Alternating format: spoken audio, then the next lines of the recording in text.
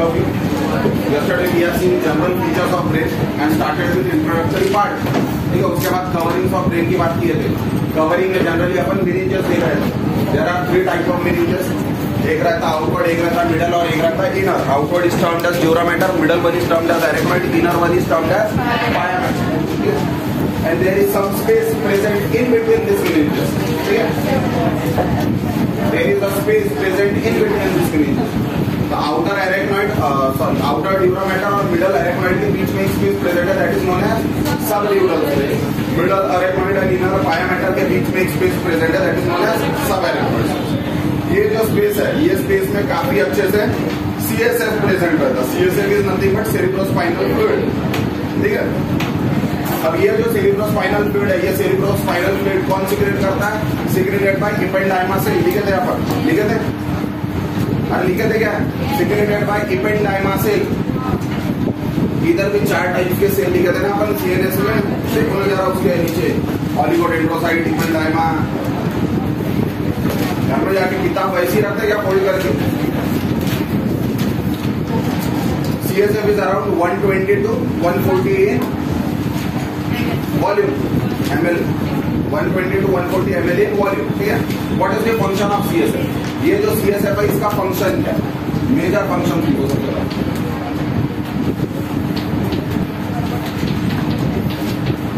पहला फंक्शन है to provide nutrients. दूसरा फंक्शन है टू एक्सचेंज गैसेस. तीसरा फंक्शन है टू ड्रेन नाइट्रोजनस वेस्ट या N2 वेस्ट. और चौथा फंक्शन है टू मेंटेन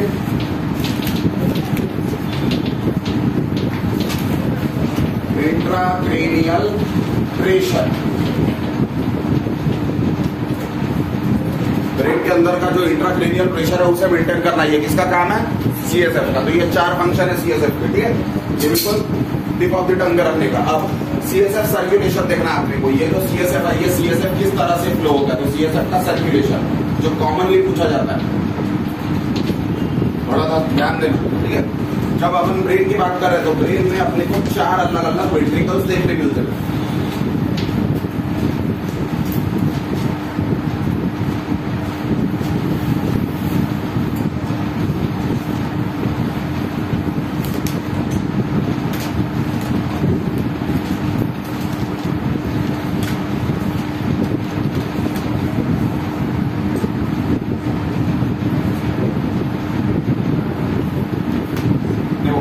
अपने पास 4 वेंट्रिकल है. दिस इज फर्स्ट वेंट्रिकल,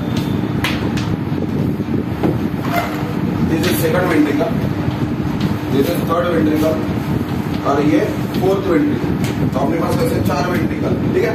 अब ये चारों वेंट्रिकल को अलग अलग नाम दिए. ब्रेन में मेजर पार्ट्स प्रेजेंट है और ये चारों वेंट्रिकल अलग अलग पार्ट्स में प्रेजेंट है. मैं नर्वस सिस्टम बना जैसे मैं छोटी छोटी काफी सारे डायग्राम्स बनाऊंगा. वो पूरे डायग्राम बुक में आए नहीं, तो उसको वैसे के वैसे उतार के रखना. जब पढ़ोगे आगे पीछे जिंदगी के कोई मोड पे तो काम आएगा. ठीक है. तो अपने पास ये 2 वेंट्रिकल है. ये 2 वेंट्रिकल को बोला जाता है लैटरल वेंट्रिकल. क्या बोला जाता है इन्हें बोला जाता है लैटरल वेंट्रिकल. अब 2 नाम तो पहले दिए अपन, इसको फर्स्ट और इसको सेकंड, या इसको फर्स्ट या इसको सेकंड. किसी को भी फर्स्ट बोलो, किसी को भी सेकंड बोलो, पर ये 2 वेंट्रिकल प्रेजेंट है और दोनों वेंट्रिकल को दूसरा नाम दिया है लैटरल वेंट्रिकल. क्यों बोल रहे हैं लैटरल वेंट्रिकल? सिंपल रीजन है, मिड लाइन के लैटरल पोजीशन पर है. मिड लाइन में क्या वो नहीं, ये दोनों वेंट्रिकल मिड लाइन पे, ये दोनों मिड लाइन पे नहीं है, मिड लाइन से दूर है, इसीलिए लैटरली प्रेजेंट है, इसलिए लैटरल वेंट्रिकल. ये जो लैटरल वेंट्रिकल है, ये लैटरल वेंट्रिकल सेरिब्रल हेमिस्फीयर में प्रेजेंट रहता है. कहाँ प्रेजेंट रहता है? सेरिब्रल हेमिस्फीयर के अंदर, यानी सेरिब्रम के अंदर प्रेजेंट है. आपके पास 2 सेरिब्रल हेमिस्फीयर प्रेजेंट है. एक राइट सेरिब्रल हेमिस्फीयर, एक लेफ्ट सेरिब्रल हेमिस्फीयर. आइडिया. ठीक है. ये राइट साइड का ब्रेन, ये लेफ्ट साइड का ब्रेन. ये राइट साइड के अंदर एक चेंबर प्रेजेंट है, लेफ्ट साइड के अंदर एक चेंबर प्रेजेंट है. Ventricle is nothing but empty space present inside the organ. पूरी भी ऑर्गन के अंदर जो एम्प्टी स्पेस है, जैसा हार्ट का वेंट्रिकल बोले थे. क्या है वेंट्रिकल? खाली जगह है ना हार्ट के अंदर की. ठीक है. तो एम्प्टी स्पेस है जो ऑर्गन के अंदर प्रेजेंट है, that is termed as ventricle. ये जो थर्ड वेंट्रिकल है, third ventricle is also known as diocoel. क्या बोला जाता है इसे? इसे बोला जाता है डायोसिल. और ये प्रेजेंट है डायनसेफेलॉन के अंदर. किसके अंदर प्रेजेंट है? डायनसेफेलॉन. ये ऑर्गन याद रखना है, ये सेरिब्रल हेमिस्फीयर के अंदर है, ये डायनसेफेलॉन के अंदर है। Fourth ventricle is known as fourth ventricle itself and it is present between pons and medulla. Pons और मेड्यूला के अंदर प्रेजेंट है, यानी ये जो कैविटी है ये पॉन्स और मेड्यूला के अंदर है। अब ये पूरे वेंट्रिकल्स आपस में कनेक्टेड है, यानी ये बहुत अच्छे से कनेक्टेड है। देखो पहला और दूसरा वेंट्रिकल तीसरे वेंट्रिकल से कनेक्ट हो रहा है एक ट्यूब से, तीसरा वेंट्रिकल चौथे वेंट्रिकल से कनेक्ट हो रहा है एक जगह से, और चौथा वेंट्रिकल आगे कनेक्ट हो रहा है। तो ये जो कनेक्शन है जहाँ पे पहला और दूसरा किसको कनेक्ट हो रहा है, तीसरे को कनेक्ट हो रहा है। This opening is known as foramen of Monro. क्या बोला जाता है इसे? Foramen of Monro. ये जो ओपनिंग है किसको किससे कनेक्ट कर रहा है? फर्स्ट सेकंड वेंट्रिकल को थर्ड वेंट्रिकल से, उसके बाद थर्ड वेंट्रिकल फोर्थ वेंट्रिकल से जहां कनेक्ट हो रहा है इसे बोला जाता है एक्वेडक्ट ऑफ सिल्वियस। दूसरा नाम बता सकता है क्या कोई इसके लिए? एक्वेडक्ट ऑफ सिल्वियस के लिए अल्टरनेट नेम जिसे नहीं पढ़ी किताब। पॉन्स और मेड्यूला को कनेक्ट कर रहा है एक्वेडक्ट ऑफ सिल्वियस, किससे? डायोसिल से, यानी थर्ड वेंट्रिकल को कनेक्ट किया फोर्थ वेंट्रिकल से। अब ये जो फोर्थ वेंट्रिकल है, ये फोर्थ वेंट्रिकल आगे कंटिन्यू हो रहा है। कंटिन्यू किस फैशन में हो रहा है? सेंट्रल कैनाल के फैशन।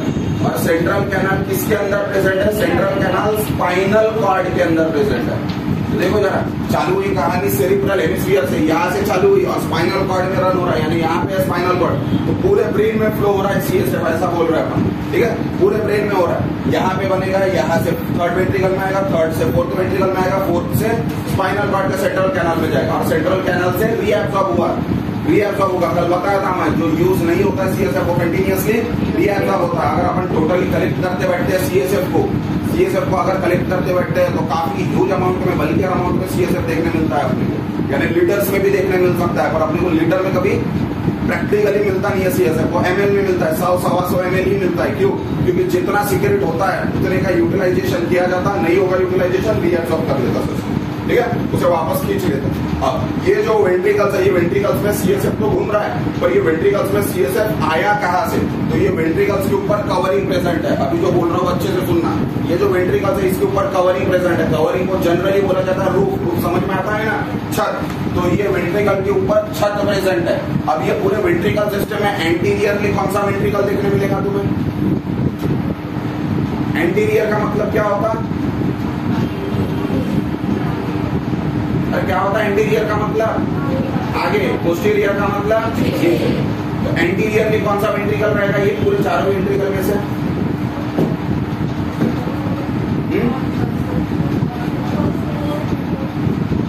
अरे पहला और दूसरा कहाँ है? Cerebral hemisphere.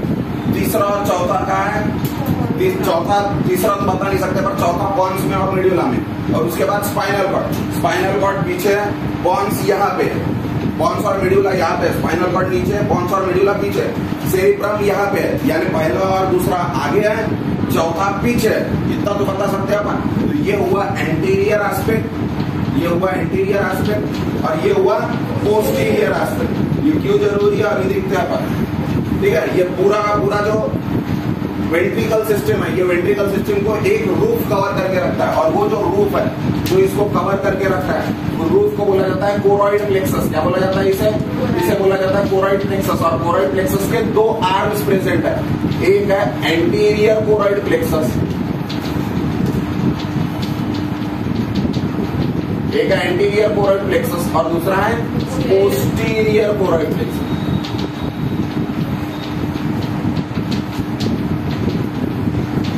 अब एंटीरियर कोरॉइड प्लेक्सस कहाँ प्रेजेंट होगा? एंटीरियरली, यानी एंटीरियर कोरॉइड प्लेक्सस कौन सा वेंट्रिकल में देखने मिलेगा? इधर देखो ना, एंटीरियर कहाँ देखने मिलेगा? पोस्टीरियर कहाँ देखने मिलेगा?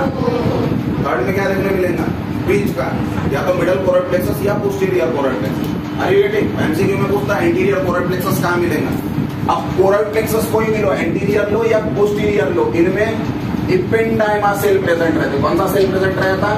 एपेंडाइमा सेल। और ये एपेंडाइमा सेल सीक्रेट करता है सीएसएफ। तो एपेंडाइमा सेल का काम है सीएसएफ सीक्रेट करना, ठीक है, बाकी कोई दूसरे सेल का काम नहीं है, यानी दूसरा सेल नहीं बना सकता, सिर्फ एपेंडाइमा सेल ही बना सकता। तो पूरे नर्वस सिस्टम में कहाँ पे एपेंडाइमा सेल मिलेगा अपने को? कोरॉइड प्लेक्सस में। और कोरॉइड प्लेक्सस कहाँ मिलेगा अपने को? वेंट्रिकल से अटैच, ठीक है। नर्वस सिस्टम में कितने वेंट्रिकल्स प्रेजेंट है? 4 वेंट्रिकल्स प्रेजेंट है।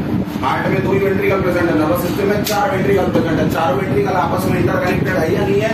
बिल्कुल है, ठीक है। और चारों वेंट्रिकल को आपस में कनेक्ट करने के लिए 2 कम्युनिकेटिंग ट्यूब्स प्रेजेंट है। एक को नाम दिया फोरामेन ऑफ मोनरो, दूसरे को नाम दिया एक्वेडक्ट ऑफ सिल्वियस, ठीक है। और ये जो वेंट्रिकल्स है ब्रेन के, ये सिर्फ ब्रेन में ही प्रेजेंट है या ब्रेन से बाहर एक्सटेंड हो रहा है? तो ब्रेन से बाहर एक्सटेंड हो रहा है। कहाँ एक्सटेंड हो रहा है? स्पाइनल कॉर्ड में, via central cap. Spinal cord के अंदर एक छोटा सा ट्यूब प्रेजेंट है सेंटर में स्पाइनल कॉर्ड के, ठीक है। उस ट्यूब को बोला जाता है सेंट्रल कैप। अब ये जो सीएसएफ है, ये सीएसएफ डायरेक्टली अपने को इंटरनल एस्पेक्ट ऑफ ब्रेन की बातें बता रहा। ब्रेन के अंदर क्या हो रहा है? सीएसएफ का प्रेजेंट है ब्रेन के ऊपर हिस्से में या ब्रेन के अंदर? दोनों जगह में प्रेजेंट है। ब्रेन के ऊपर हिस्से में भी प्रेजेंट है। कहाँ? मेनिंजेस में, कवरिंग में, सब ड्यूरल स्पेस में, सब एरेक्नॉइड स्पेस में प्रेजेंट है सीएसएफ। तो कवरिंग में प्रेजेंट है। कल जो पढ़े थे अपन ड्यूरामेटर, एरेक्नॉइड और pia mater, that are nothing but covering of brain. तो कवरिंग में भी प्रेजेंट है सीएसएफ, यानी सुपरफिशियल इंफॉर्मेशन दी थी तुमको सीएसएफ के ऊपर। ब्रेन के ऊपर क्या चल रहा है, क्या प्रेजेंट है, क्या नहीं है। ब्रेन के अंदर वेंट्रिकल प्रेजेंट है और वहां पे भी प्रेजेंट है सीएसएफ। अब जगह कहाँ जाता है? मेनिंजेस में जगह जाता है या वेंट्रिकल्स में जगह जाता है? नो डाउट वेंट्रिकल में ज्यादा ज्यादा रही, खाली चेंबर है ना वो। तो सीएसएफ कहाँ ज्यादा क्वांटिटी में देखने मिलेगा? वेंट्रिकल। तो अपने को सीएसएफ किसके बारे में ज्यादा इंफॉर्मेशन देगा? इंटरनल एस्पेक्ट या आउटर एस्पेक्ट? Internal aspect. तो इंटरनल एस्पेक्ट की स्टडी करने के लिए अपन सीएसएफ को निकालते हैं। काफी लोगों में सीएसएफ को निकाला जाता है। सीएसएफ को कैसे निकालेंगे? एग्जामिनेशन करने के लिए, यानी सीएसएफ की स्टडी करने के लिए। और एग्जामिनेशन ऑफ सीएसएफ, सीएसएफ की स्टडी करने के लिए। एग्जामिनेशन का मतलब स्टडी करना, ठीक है। कोई तो भी चीज के लिए इन्वेस्टिगेट करना या टेस्ट करना, सीएसएफ को निकालना पड़ेगा ना अपने को। अरे बॉडी से बाहर, ब्रेन से बाहर निकालना पड़ेगा, कुछ तो लगेगा अपने को 5-10 ml या 5-10 ड्रॉप। आई बात समझ में? हाँ। तो वो जो इन्वेस्टिगेट करना है, उसके लिए जो सीएसएफ को निकाल रहे अपन, वो निकालने के टेक्निक को बोला जाता है लंबर पंचर। ये वर्ड याद रखना। निकालने के टेक्निक को क्या बोलते हैं? Lumbar puncture. पंचर करना है आपने को। अब ये पूरा सर्कुलेशन टाइट होगा, एयर टाइट होगा ऑटोमेटिकली। कहीं से लीक होगा क्या? लीक होगा तो सीएसएफ बाहर ड्रेन होगा ना। नहीं समझे तुम? देखो, गलती से अगर सीएसएफ के कॉन्टेक्ट में कोई माइक्रो ऑर्गेनिज्म आ गया, कोई बैक्टीरिया आ गया, तो डायरेक्टली वो बैक्टीरिया कहाँ पहुंचेगा? ब्रेन के इंटरनल एस्पेक्ट में। तो ब्रेन को खराब कहाँ से करेगा? वो बाहर से या अंदर से? तकलीफ वाला कार्यक्रम हो जाएगा ना वो, बहुत प्रॉब्लम क्रिएट हो जाएगा ना उसके लिए, क्योंकि इंटरनल एस्पेक्ट में चलेगा ना वो बैक्टीरिया। कितने बैरियर को तोड़कर पहुंच गया वो वहां तक। जनरली कोई पहुंच सकता क्या वहां तक? बिल्कुल नहीं पहुंच सकता। आई बात समझ में? अरे अपने इंस्ट्रूमेंट के जो मेकनाइज्ड इंस्ट्रूमेंट है वो भी वहां तक नहीं पहुंच सकते सर्जरी के समय। आई बात समझ में? कुछ एस्पेक्ट ऐसे है ब्रेन के कि वो डेड ब्रेन के ऊपर ही देख सकते हो अपन, लिविंग ब्रेन के ऊपर नहीं देख सकते। उसको अगर डिस्टर्ब किया यानी गया वो। Are you getting the point? ठीक है, क्योंकि उसको एक लेवल रहता है, वो लेवल तक ही अपन डिस्टर्ब कर सकते या रीजनरेट कर सकते, उस थ्रेशोल्ड के आगे नहीं कर सकते। अपन अपने सेक या कन्वीनियंस के लिए कुछ भी उलट पुलट नहीं कर सकते ना। ऐसा नहीं है कोई लिविंग है तो उसका ब्रेन ऐसा बाहर निकाले, पूरा अपन ने देखे कर दिए कुछ और वापस डाल दिए, ऐसा कुछ होता है क्या? कार्टून है क्या ये? थोड़ा सा दिमाग तो लगाओ ना, इंक्लिनेशन रखो ना। ये सब वाइटल ऑर्गन है तो वाइटल ऑर्गन का एक लेवल रहेगा ना, ठीक है। और वैसा भी एक प्रॉपर चैनल रहेगा, उस चैनल के हिसाब से तुमको इंस्ट्रूमेंट की मदद से उसे मैनिपुलेशन करना है, मैनिपुलेट करना है। अगर थोड़ा सा ऊंच नीच हो जाता है तो वाइटल ऑर्गन को प्रॉब्लम हो जाएगा, ठीक है। अब इतने इंटरनल एस्पेक्ट तक जहां तक तुम्हारे इंस्ट्रूमेंट नहीं जा सकते, ऑटोमेटिकली सीएसएफ अगर इन्फेक्ट हो गया तो सीएसएफ के कारण बैक्टीरिया पहुंच जाएगा ना। और सीएसएफ जनरली इन्फेक्ट नहीं होता, क्यों? क्योंकि सीएसएफ ऐसे तरीके से घूम रहा है कि वो बाकी चीजों के कांटेक्ट में आ ही नहीं सकता। ये वेंट्रिकल्स के कांटेक्ट में कौन आएंगे? कोई नहीं आ सकता, ब्लड भी नहीं आ सकता। तो सीएसएफ के कांटेक्ट में वैसे भी कोई नहीं आता, तो उसके इन्फेक्ट होने के चांसेस बहुत कम। और दूसरा, हर समय नया सीएसएफ बन रहा है, पुराना सीएसएफ ड्रेन किया जाए।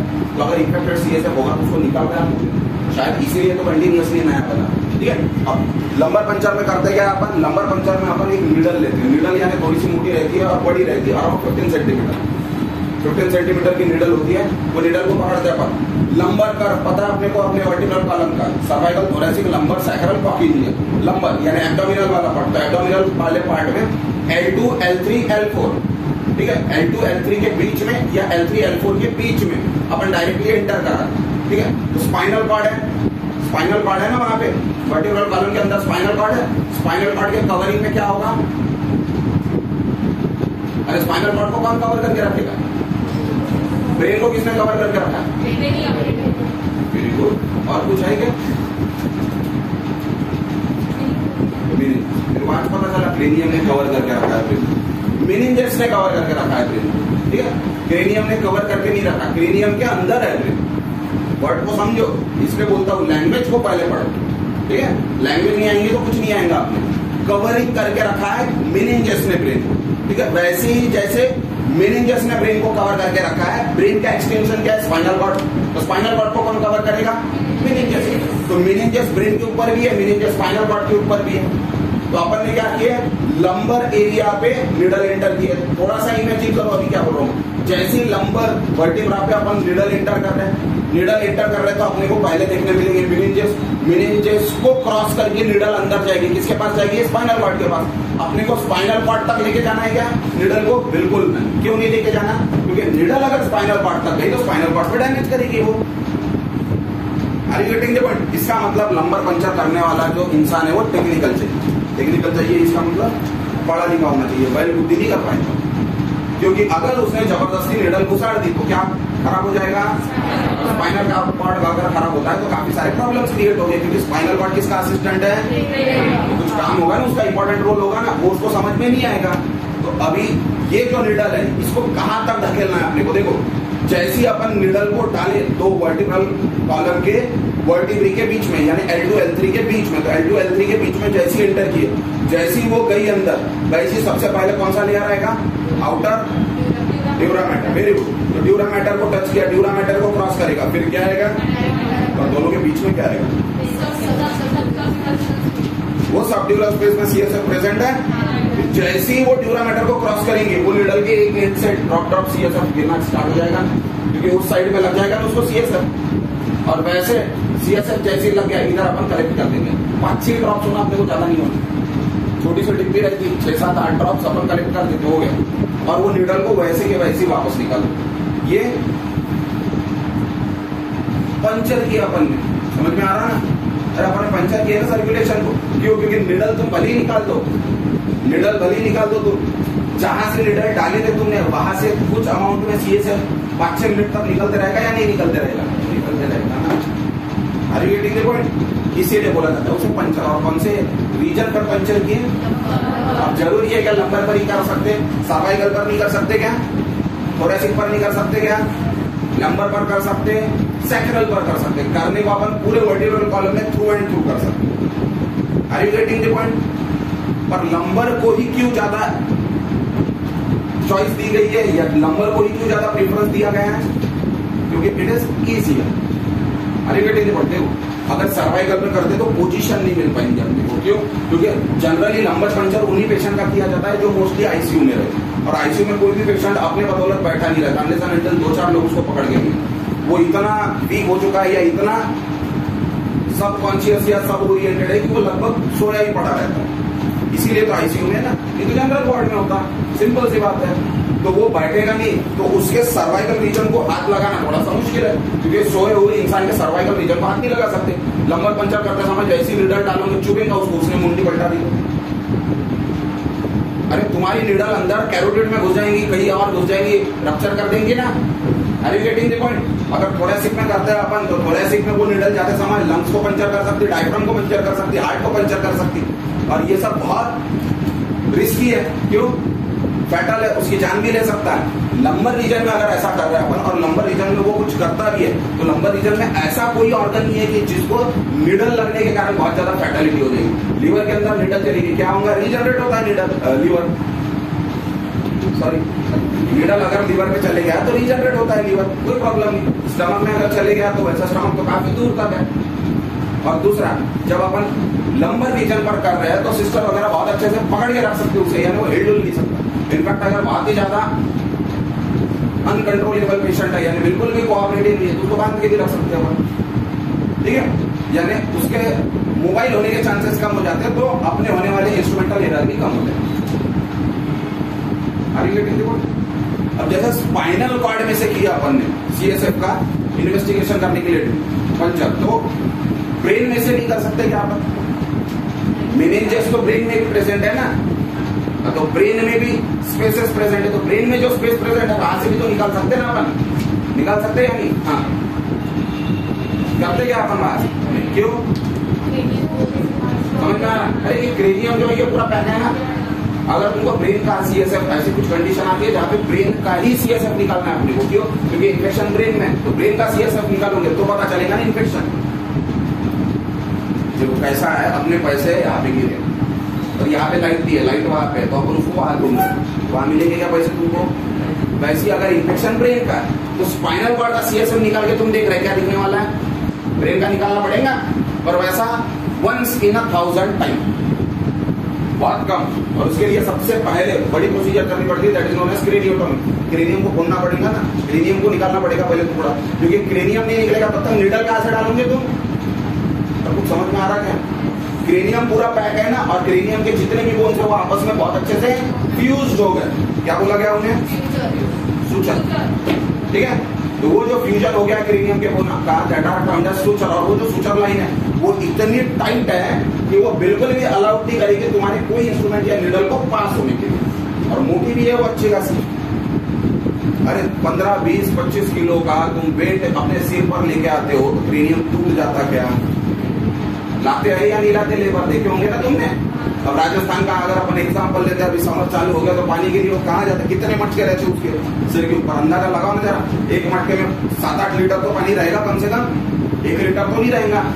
इतना सा रहता क्या वो मटका? 6-7 लीटर वाला ही रहता है, उससे तो ज्यादा ही रहता, पर अपन 6-7 लीटर ही पकड़।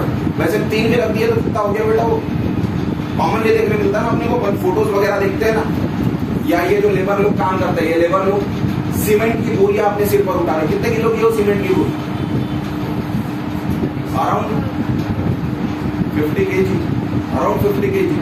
तो 50 kg के अराउंड है वो, 50 kg के अराउंड वेट वो अपने सिर पर ले रहे हैं। यानी क्रेनियम इतना तो वीक नहीं है, जिससे पता चलता है अपने वो स्ट्रांग है वो, तो ऑटोमेटिकली कोई भी नीडल को इतने आसानी से जाने देगा क्या? क्रेनियोटॉमी करनी पड़ेगी। क्रेनियोटॉमी की प्रोसीजर बहुत महंगी है। सीएसएफ एग्जामिनेशन करने के लिए ये जो टेस्ट करा रहे सीएसएफ की, ये टेस्ट होंगे 800-1000 रुपए। और क्रेनियोटॉमी कराने के लिए तुमको 50-60 रुपए खर्च करने पड़ेगे। न्यूरोसर्जन करता हो, सादा नहीं करता हो, यानी 1000 रुपए के टेस्ट के लिए 60,000 रुपए की सर्जरी कर। जोरदार मैथ सर। अरे ऐसा कर सकते क्या अपन?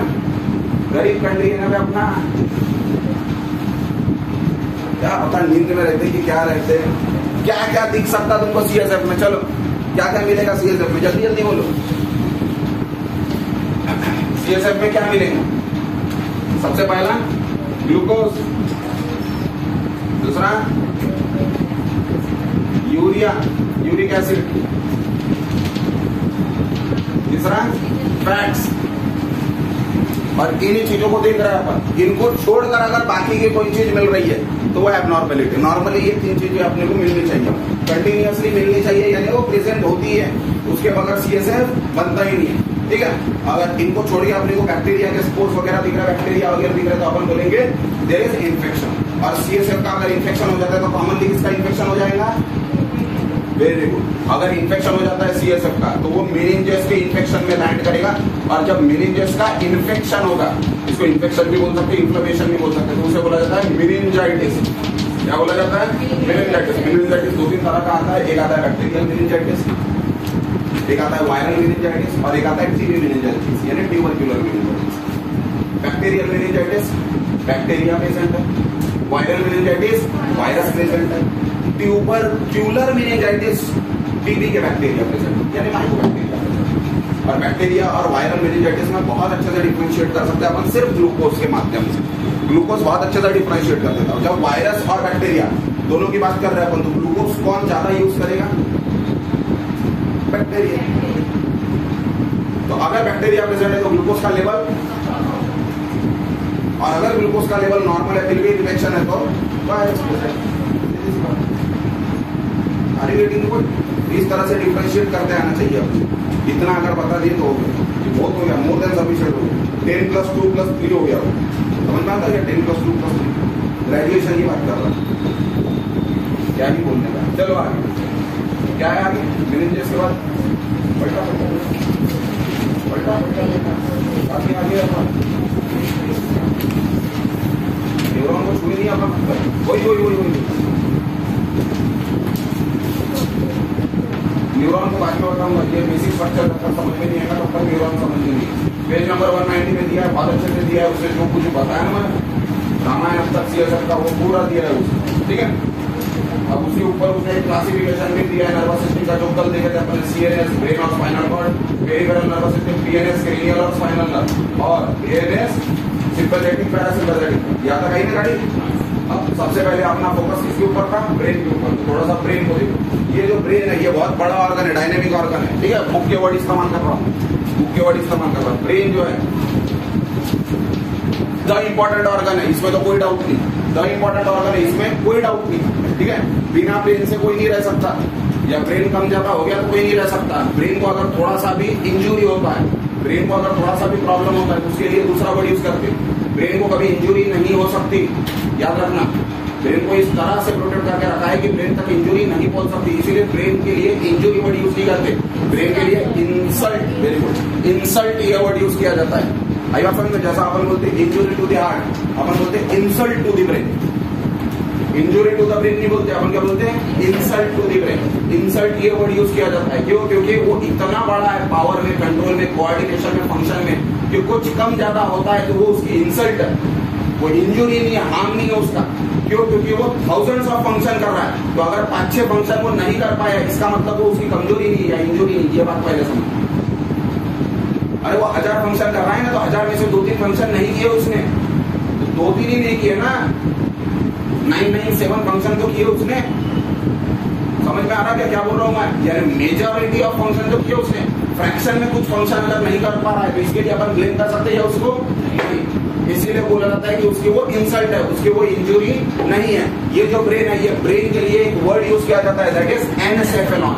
ये हमेशा याद रखना, कौन सा वर्ड यूज किया जाता है, एनसेफेलॉन, ठीक है। एनसेफेलॉन ब्रेन के लिए वर्ड यूज किया जाता है, जैसा हार्ट के लिए कौन सा वर्ड यूज किए थे, कार्डियक, ठीक है। अब उस दिन मैं थोड़ा सा मोटा मोटा डायग्राम दिखाया था तुमको। एक बनती है न्यूरल प्लेट, वो न्यूरल प्लेट में धीरे धीरे एक न्यूरल ट्यूब बनता, और वो न्यूरल ट्यूब में गैंग्लियन बनता, ठीक है। वो जो गैंग्लियन है, वो गैंग्लियन में 2 प्रोमिनेंट लोब आते, और बाद में वो लोब 3 लोब में डिवाइड हो गए, ठीक है।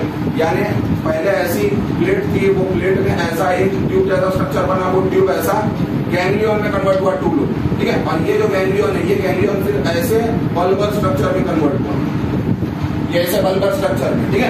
अब ये जो कन्वर्जन में, ये जो बल्बर स्ट्रक्चर है, ये बल्बर स्ट्रक्चर में अपने को ऐसा समझ में आ रहा है कि यहाँ पे 3 लोब्स प्रेजेंट है, दिख रहे हैं ना, ये पहला, ये दूसरा, ये तीसरा, ऐसे 3 लोब दिख रहा है अपने को। अब ये तीनों लोब बहुत इंपॉर्टेंट है, क्योंकि ये तीनों लोब मिलकर ब्रेन बना है, तो ब्रेन बनाने के लिए 3 लोब का एक्टिव पार्टिसिपेशन है, ऐसा क्यों बोल रहे हैं अपन। देखो, ब्रेन को जब पढ़ते हैं तो ब्रेन में अपने को एक एंटीरियर पार्ट देखने मिलता है जो बहुत बड़ा है, एक पोस्टीरियर पार्ट देखने मिलता है जो बहुत छोटा है, और दोनों के बीच में कॉम्पैक्ट एक मिडल पार्ट देखने मिलता है। यानी अपने को 3 लोब देखने मिलते हैं, 3 लोब देखने मिलते हैं। ये 3 लोगों को 3 तरह से डिवाइड किया अपन ने। जो आगे प्रेजेंट है, एंटीरियरली प्रेजेंट है, उसे बोले फोर ब्रेन, जो बीच में प्रेजेंट है उसे बोले मिड ब्रेन, और जो पीछे प्रेजेंट है उसे बोले हाइंड ब्रेन। यहाँ पे एंटीरियर और पोस्टीरियर ये वर्ड यूज नहीं किया है उसने, एंटीरियर की जगह पे यूज किया है फोर ब्रेन, यानी एंटीरियरली प्रेजेंट है, तो उसको डिस्क्राइब करते समय वर्ड यूज करना है, पर लिखते समय अपने को फोर ब्रेन ही लिखना है। फोर ब्रेन यानी ब्रेन का ऐसा पार्ट जो एंटीरियरली प्रेजेंट है, मिड ब्रेन ब्रेन का ऐसा पार्ट जो मिडल में प्रेजेंट है, और हाइंड ब्रेन मतलब ऐसा पार्ट ब्रेन का जो पोस्टीरियरली प्रेजेंट है, ठीक है। अब इनके जब नाम दिए गए तो इनको मेडिकल लैंग्वेज में भी लिखना है अपने को। फोर ब्रेन को लिखा जाता है प्रोजेनसेफेलॉन। क्या लिखा जाता है फोर ब्रेन को? प्रोजेनसेफेलॉन। मिड ब्रेन को मेसेनसेफेलॉन, और हाइंड ब्रेन को रोम्बेनसेफेलॉन। रोम्बस वर्ड सुने होंगे ना, what do you mean by rhombus? सुने तो हो गया रोम्बस क्या है? सुने भी बोलते भी नहीं कुछ। शेप है, वेरी गुड। कौन सा शेप? Right shape. बताओ रोम्बस। अब राइट शेप कोई बोलते हैं ना, तो वो इतना गहन अध्ययन किस चीज का कर रहे हो तुम, मेरे को नहीं पता। कोई भी चीज को इतने सिंपल टास्क में अवेल करो के लिए कि वो लास्ट मोमेंट पे जल्दी से जनरेट कर पाओ। It's that simple. हमने को कहा दिमाग है बेटा न्यूटन आइंस्टाइन जैसा, कहा पेपर हाथ में आने के बाद अपन इतना सोच सकते। सिंपल वे में कोई भी चीज को पकड़ के रखने, अपना पर्पस यही है कि आगे वाले को अपने को क्या पता है ये पूरा पता चल जाए और सिंपल वे में पता चल जाए। अपने को इंग्लिश लिखनी है पर अपने को ऐसी यूरोपियन इंग्लिश नहीं लिखनी है, एकदम एक्सक्लेमेशन वाली, सारी simple. My name is Ram, my name is Ghanshyam, एकदम बिल्कुल अपनी सुपर बीच। तो बस उतना समझ में आना चाहिए। और जहां पे लॉजिकल वर्ड इस्तेमाल करने वहां लॉजिकल वर्ड अपने को इस्तेमाल करते। जितना सिंपल हो सके उतने सिंपल वे में समझो, पकड़ के रखो और उतने सिंपल वे में ही उसको एक्सप्लोर करके लिखो। ज्यादा कॉम्प्लिकेट नहीं करना कोई भी चीज। कॉम्प्लिकेट किए तो तुम्हारे लिए पहले कॉम्प्लिकेट होगा, बाकी के लिए बात। क्योंकि ये जो पूरी कहानी चल रही है, जिस पेशे से तुम जा रहे हो, इसमें किसको टेस्ट किया जा रहा है? तुमको। किसको कैलिब्रेट किया जा रहा है? तुमको। तो वहां ऐसा सोच के कोई रहता, ऐसा सोच के पेपर नहीं लिखने का। कुछ रहते जो ज्यादा दिमाग लगाते, ये जो पेपर चेक करने वाला है इसको इतना दिमाग का मैं देखूंगा। अब तो वो तेरे को कैलिब्रेट करने के लिए बैठा है, तू क्या कैलिब्रेट कर रहा है उसको? उसका हो गया साहब, उसकी पढ़ाई लिखाई होगी, उसकी शादी होगी, उसको गवर्नमेंट सर्विस सेटल्ड है, वो हो गया। तेरा पेपर चेक करे ना करे, तेरे को पास करे फेल करे, उसको पेमेंट मिलने वाला है। तू काहे को उसको टेस्ट कर रहा? तो अपना पेपर टेस्ट कर। समझ में आ रहा है क्या बोल रहा हूँ? ज्यादा मेंटेलिटी नहीं लगाने का, यानी हर चीज को अपने हिसाब से, अपने कंसिडरेशन से लिख के चल। तो जो ब्रेन के 3 पार्ट्स है, ये 3 पार्ट्स को अपन मेडिकल टर्मिनोलॉजी में फोर ब्रेन को लिखा जाता है, रेफर किया जाता है प्रोजेंसेफलॉन, मिड ब्रेन को रेफर किया जाता है मेसेंसेफलॉन और हाइंड ब्रेन को यूज किया जाता है। अगर तुम MRI देखते हो ना बेटा किसी का, MRI का रिपोर्ट, ठीक है, अब अवेलेबल नहीं होगा तो मोबाइल है, मोबाइल को अगर गूगल करते हो तुम इमेजेस में, तो तुमको काफी सारे इमेजेस देखने मिलते हैं। तो वहां पे ये वर्ड अक्सर यूज किए जाते हैं, ठीक है। जो वर्ड्स अपन पढ़ रहे हैं ना, ये पूरे वर्ड्स वहां यूज किए जाते हैं। क्यों? क्योंकि ये साइंटिफिक टर्मिनोलॉजी है। साइंटिफिक टर्मिनोलॉजी है तो ऐसा लेमैन कम्युनिकेशन में या लेमैन टॉकिंग में यूज किए जाने वाले वर्ड्स नहीं है। फोर ब्रेन जो है, ये फोर ब्रेन में 3 पार्ट प्रेजेंट रहते हैं। पहला रहता olfactory lobes, second one cerebrum and third one, ठीक है। First one is olfactory lobe, second one is cerebrum and third one is जगह। Olfactory lobes are also known as renencephalon. क्या बोला जाता है इन्हें? renencephalon. सेरिब्रम को दूसरा नाम दिया अपन ने telencephalon. आवाज नहीं है।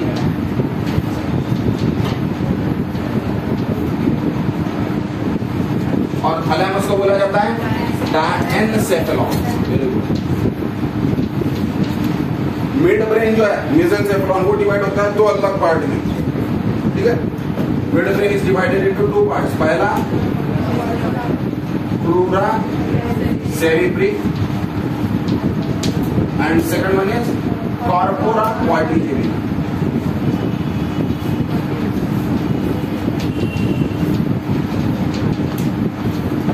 उसके बाद हाइंड ब्रेन की अगर बात करते हैं तो हाइंड ब्रेन 3 पार्ट आते हैं। पहला आता है cerebellum, second one is pons varolii and third one is medulla oblongata, ठीक है। अब जैसे इधर नाम दिया अपन ने 3, रीनेंसेफेलॉन, टीलेंसेफेलॉन, डायनसेफेलॉन, वैसे उधर भी नाम है, ठीक है। उधर भी नाम, ठीक है, दिया है एक्चुअली उसने। मेटाएंसेफेलॉन है और माइलेंसेफेलॉन। मेडुला जो है वो माइलेंसेफेलॉन कह रहा था और वो जो है मेटाएंसेफेलॉन कहलाता है, ठीक है। वैसे हर एक को प्रिस्क्राइब नाम है, जैसा प्लूरा सेरिब्री को भी नाम है, कॉर्पोरा क्वाड्रिजेमिना को भी नाम है, सेरिबेलम को भी नाम है, but it will be become quite difficult, ठीक है। वो याद रखने को भी थोड़ा सा डिफिकल्ट हो जाएगा तुम्हारे लिए। जितना बुक ने दिया जस्ट उसको ही पकड़ के रखना है, बाइंडिंग नहीं करना अपन ने, क्योंकि दिया नहीं है तो वो पूछेगा। तो अपने को ये 5 नाम हमेशा 6 नाम याद होने चाहिए, 1 2 3 4 5 6, क्लियर हो गई। अगर वो 6 नाम को भी अच्छे से देखते हो तो 6 नाम में एक चीज कॉमन है, क्या? 6 नाम में जो सफिक्स है वो सफिक्स हमेशा एनसेफेलॉन से टर्मिनेट हो रहा है, यानी लास्ट में कौन सा वर्ड आ रहा है? एनसेफेलॉन, देखो हर में आ रहा है एनसेफेलॉन वर्ड लास्ट में, वो एनसेफेलॉन वर्ड ही मिमिक कर रहा है कि ये पूरे पार्ट किसके हैं, वो बता रहा है, इशारा कर रहा है एनसेफेलॉन वर्ड की ये जितना भी मटेरियल तुम पढ़ रहे हो ये पूरा का पूरा किसका है, ब्रेन। क्लियर हो रहा है। अब ब्रेन को जब देखते हैं अपन तो ब्रेन में अपने कितने पार्ट्स देखने मिल रहे हैं, 8। तो देखो मेजर पार्ट्स, जैसे ब्रेन को अपन ने सेक्शन लेना स्टार्ट किए, ब्रेन को कट करना स्टार्ट किए, तो ब्रेन के 8 अलग अलग पार्ट्स तुम्हारे हाथ में, यानी ब्रेन खुद अपने आप में कितना कॉम्प्लिकेटेड होगा। अरे 1-1.25 किलो का ऑर्गन और उस ऑर्गन में भी 8 मेजर पार्ट्स है। ये 8 मेजर पार्ट्स जब खुद अपने आप में डिवाइड हो गए और सब डिवाइड हो गए तो कितने पार्ट्स तैयार हो गए, यानी ब्रेन में नुक्स और कॉर्नर्स की अगर स्टडी करने बैठे अपन तो कितने अलग अलग तरह के पार्ट्स प्रेजेंट हो गए। यानी इमेजिन अब इतने सारे पार्ट्स प्रेजेंट है, इसीलिए वो इतने सारे वर्सेटाइल फंक्शन कर पा रहा है। जब अपन बोल रहे हैं कि brain thousands of function run कर रहा है या थाउजेंड्स ऑफ चीजों को कंट्रोल कर रहा है, how it is possible for brain, it is possible क्योंकि ब्रेन के पास उतने सारे आर्म्स भी प्रेजेंट है, आर्म्स यानी उतने सारे पार्ट्स भी प्रेजेंट है ना, वो पार्ट्स के मदद से ही तो इतने सारी चीजों को कंट्रोल किया जा रहा है। ठीक है, इसीलिए इतने डिफरेंट पार्ट्स प्रेजेंट है। अब मोटा मोटा आपने वो ऐसा याद रखना है कि फोर ब्रेन में 3 है, मिड ब्रेन में 2 है, हैंड ब्रेन में 3 है। अपने अगर ह्यूमन ब्रेन की बात करते हो तो अपना फोर ब्रेन और मिड ब्रेन बहुत अच्छे से डेवलप हुआ। ठीक है, मिड ब्रेन उतना अच्छे से डेवलप नहीं हुआ, उसके पीछे रीजन है। देखो ये जो ब्रेन के 3 अलग अलग रीजन है, ये 3 अलग अलग लोब से डेवलप हुए। ठीक है, अब ये जो पहला लोब और तीसरा लोब है ये फोर ब्रेन और हाइंड ब्रेन में डेवलप हुआ होगा, तो पहले लोब को और तीसरे लोब को काफी अच्छे से जगह मिल गई डेवलप होने के लिए। वही सेकंड लोब की अगर बात करते हैं तो सेकंड लोब से मिड ब्रेन बना, और वो दोनों के बीच में सैंडविच हो गया। सैंडविच होने के कारण उसको बहुत अच्छे से जगह नहीं मिल पाई, तो वो एक्सप्लोर नहीं हो पाया, वो एक्सप्लोर नहीं हो पाया, इसीलिए मिड ब्रेन उस लेवल पर डेवलप नहीं हो पाया जिस लेवल पर होना चाहिए। इसीलिए अपने बॉडी में या अपने ब्रेन में फोर ब्रेन और मिड ब्रेन, फोर ब्रेन और हाइंड ब्रेन का डेवलपमेंट बहुत अच्छे से देखने मिलता compare to midbrain. Forebrain तो अपना बहुत ही अच्छा यानी एकदम काबिलियत टाइप डेवलप हुआ है। अगर अपने पूरे ब्रेन में सबसे अहम हिस्सा किसी का है, सबसे बड़ा अगर हिस्सा किसी का है वो है फोर ब्रेन। ये जो सेरिब्रम है बेटा, ये सेरिब्रम कितना पार्ट बनाता है ब्रेन का पता है? 80%। It forms around 80% part of brain. ये जो सेरिब्रम है ये 80% पार्ट बना रहा है। अब ये सेरिब्रम का 80% अगर पार्ट निकाल लिए तो ब्रेन में बचा ही क्या, यानी मेजर का भी मेजर शेयर किसका है? 80%, यानी कोई छोटा शेयर है क्या? अरे 80% पार्ट बनाया ना सेरिब्रम ने, यानी सेरिब्रम कितना डेवलप हुआ है अपना, बहुत ज्यादा डेवलप हुआ। और ये जो सेरिबेलम है, ये सेरिबेलम अराउंड 11% ब्रेन को फॉर्म करता है, अराउंड 11%। दोनों को अगर काउंट करते हो तो 91% तो ये दोनों नहीं बनाते हैं, और दोनों अपने बॉडी में बहुत अच्छे से डेवलप है। इसीलिए अपने बॉडी में इन दोनों के फंक्शन बहुत ज्यादा देखने मिलते हैं, किसके? सेरिब्रम और सेरिबेलम। बाकियों के फंक्शन उतने नहीं देखने मिलते कंसिडरेबली, क्यों? क्योंकि बाकी की चीजें उतनी डेवलप नहीं हो पाई। ये दोनों को निकालने के बाद जो 6 अलग अलग पार्ट्स बचे, वो 6 पार्ट्स के पास कितनी जगह बची है? 9%। 9% में डेवलप हुआ। अगर अपने पूरे ब्रेन में सबसे पुअरेस्ट कोई चीज डेवलप हुई है तो वो क्या है? Olfactory lobes. ऑल्फैक्टरी लोब्स सबसे पुअरली डेवलप, अपने पूरे ब्रेन में सबसे poorly develop part olfactory lobes है, और बाकी का पूरा वेल डेवलप्ड है। उसमें हाईएस्ट डेवलप कौन है? सेरिब्रम। हाईली स्पेशलाइज्ड और बहुत अच्छे से डेवलप हुआ है cerebrum. Olfactory lobe poorly develop है, क्यों? क्योंकि अपना सेंस ऑफ स्मेल उतना स्ट्रांग नहीं है या उतना इफेक्टिव नहीं है जितना होना चाहिए। सेंस ऑफ स्मेल अपना उतना इफेक्टिव नहीं है। जो स्नफिंग एनिमल्स होते हैं, स्नफिंग एनिमल्स यानी ऐसे एनिमल्स जो स्मेल के बदौलत अपनी दिनचर्या बिताते हैं, जैसे कि कैनाइन। कैनाइन पता है कौन सा एनिमल होता है? कैनाइन एग्जाम्पल भी पूछा, कौन से एनिमल को अपन कैनाइन जो क्या करते हैं? स्नफिंग। तो स्नफिंग को ही तो अपन को डिसाइड करने के लिए कैनाइन का ऑल्फैक्टरी लोब शेयर करता है, तो उसके लिए अपने को ब्रेन को काट के देखना पड़ेगा।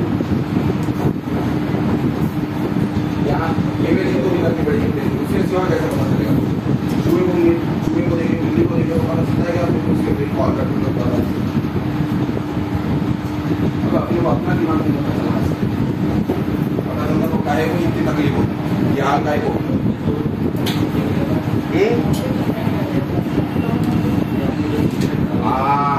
सबसे बड़ा लैंडमार्क है कैनाइन। कैनाइन क्या है? चीज को देखो ना, उसको कैनाइन क्यों बोल रहे हैं? उसके दो दांत प्रोमिनेंटली देखने मिलते हैं ना अपने को, कुत्ते के नहीं देखने मिलते क्या? जबड़े के बाहर आते हैं ना, बिल्ली के नहीं देखने मिलते, शेर के नहीं देखने मिलते। वो पूरे कैनाइन एनिमल है, कैनाइन एनिमल का कैनाइन तो आज बहुत प्रोमिनेंट रहेगा, इसीलिए तो कैनाइन बोल रहे हैं उसको। अगर वो प्रोमिनेंट नहीं रहा तो उसको काय को कैनाइन बोले होते? अगर इंसान में कैनाइन प्रोमिनेंट होगा क्या बोलते उसको? हाइपोथेटिकल है वो, वैम्पायर। और सुने होंगे ना, एक बार देखे होंगे ना फोटो वोटो, रहता ना होने का होगा। हमारा कॉलेज तो अभी चालू हो रहा है, ये सब आड़े दिन से काम अभी चालू हुए तुम्हारे, यानी एक्चुअल में ऑफिशियल, वैसे अब तक तो यही होगी नहीं किया ऐसा। तो कैनाइन में वो जो एनिमल है वो डायरेक्टली कर्नाइन टूथ का बहुत ज्यादा यूज करता है। कर्नाइन टूथ का यूज करना है यानी वो ऑटोमेटिकली प्रे करने वाला है, कार्निवरस है मोर प्रिसाइजली। तो कर्नाइन एनिमल मोर प्रिसाइजली कार्निवरस है। अब ये कार्निवरस कर्नाइन एनिमल को क्यों जोड़े ऑल्फैक्टरी लोब के साथ? देखो, उसको प्रे करना है, प्रे करना है वो दूसरे एनिमल को खाएंगे। तो दूसरा एनिमल कोई संत तो है नहीं, हाँ भाई तेरे को भूख लगी है खा मेरे, वो खुद को प्रोटेक्ट करने की कोशिश करेगी। तो ऑटोमेटिकली टाइगर अगर आगे से दिखता है कोई दूसरे एनिमल को, तो दूसरा एनिमल उसके पास नहीं जाएगा। तो इनफैक्ट टाइगर का डर, या टाइगर का डर नहीं बोलते, उसको दहशत बोलते हैं। इतनी जोरदार होती है टाइगर की दहशत, फॉरेस्ट में देखना कभी। अगर टाइगर कहीं से गुजर रहा है तो उसके ऊपर के स्काई में बर्ड्स भी नहीं घूमते। अब वो बर्ड्स को कोई प्रॉब्लम है क्या टाइगर से? वो टाइगर छलांग लगा के बर्ड्स को पकड़ सकता है क्या? पर वो बर्ड्स को भी इतना डर है टाइगर का कि वो भी घूमते नहीं, यानी दहशत है tiger. Are you getting it? तो वैसे भी अगर देखा जाए तो टाइगर को कोई मिलने वाला नहीं है फॉरेस्ट में। ऐसी थोड़ी उनको किंग या प्रिंस बोला जाता है, बहुत बड़े बड़े प्रोवर्ब है। ऐसी थोड़ी बोलते किसी को किंग या किंग मेकर, बहुत बड़े बड़े प्रोवर्ब है। बड़े बड़े प्रोवर्ब है, इसका मतलब उसका बहुत एक बड़ा सेंस रहता है। टाइगर को देखकर अगर सब एनिमल साइड में हो रहा है तो वैसा देखा जाए तो टाइगर के हाथ में कोई नहीं लगने वाला, और कोई नहीं लगेगा तो वो तो बेचारा भूखा मर जाएगा ना। इसीलिए उसके बॉडी ने उसके ऑल्फैक्टरी लोब्स को बहुत अच्छे से डेवलप किया। वो क्या करता है? स्मेल करता है कौन सा एनिमल यहाँ से पास हुआ होगा, किधर पास हुआ होगा, यानी किधर मिल सकता है उसको। तो वो एम्प्लीफाई करती है उसकी बॉडी प्रोबेबिलिटी को। देखो प्रोबेबिलिटी को एम्प्लीफाइड है, पर ऑल्फैक्टरी लोब ने एम्प्लीफाइड को और ज्यादा एम्प्लीफाइड किया, यानी प्रोबेबिलिटी को और ज्यादा प्रोबेबल किया, यानी और ज्यादा चांसेस बढ़ा दिए। तुम्हारे लैंग्वेज ज्यादा चांसेस बढ़ा दिए। कैसे? वैसे टाइगर को पता है कि इधर फुटप्रिंट्स प्रेजेंट है, इसका मतलब इधर कोई ना कोई एनिमल होगा। और ऑल्फैक्टरी लोब ने कंफर्म किया कि स्मेल आ रही है, इसका मतलब शायद यहाँ पे ग्रुप होगा। और ग्रुप है एनिमल का, तो ग्रुप में से कोई एक आधा तो उसके हाथ में मिल जाए।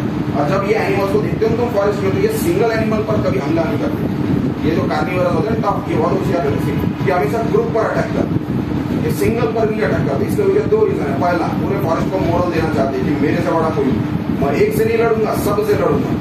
और दूसरा, उसको पता है अगर 100 से लड़ूंगा तो एक आएगा ही मेरे पकड़, अगर एक से लड़ूंगा तो वो कब निकल जाएगा पता नहीं चलेगा। समझ में आ रहा क्या? तो ऐसे नुकसान कॉर्नर रहता है। और ये जो पूरा डेवलपमेंट हो रहा है एनिमल में, ये डेवलपमेंट कराने के पीछे ये वहां से बैठा ब्रेन ओवरऑल। अब ब्रेन का वो ऑल्फैक्टरी लोब जो है, वो ऑल्फैक्टरी लोब ने डेवलप किया सेंस ऑफ स्मेल। तो सेंस ऑफ स्मेल में स्नफ करता है, स्नफ करके कोई एक स्मेल को पकड़ लेता हूँ, एक स्मेल को पकड़ लिया, उसको ही कंटिन्यूअसली कैच करते रहता हूँ, ट्रेस करता हूँ वो स्मेल कहाँ कहाँ मिल रही है, तो बराबर वो एनिमल तक पहुंच। अब ये स्मेल कौन सी यूज है? एक्स वाइल्ड स्टोर कौन सा यूज करते हैं? एनिमल फॉरेस्ट यूज करते हैं। बाकी के भी अपने को नाम नहीं पता होते, कहाँ जैसे भाई डेनवर भी है, खान साहब का। अपन क्या गरीब लोग अंदर महंगे चीजों का शौक अपन करते हैं। काई के स्मेल होंगे वो, ये कनाइन एनिमल काई के स्मेल पहचानता, किसके स्मेल को पकड़? कुत्ता उत्ता देखे सूंघता है वो, जैसा कोई पिक्चर था अक्षय कुमार,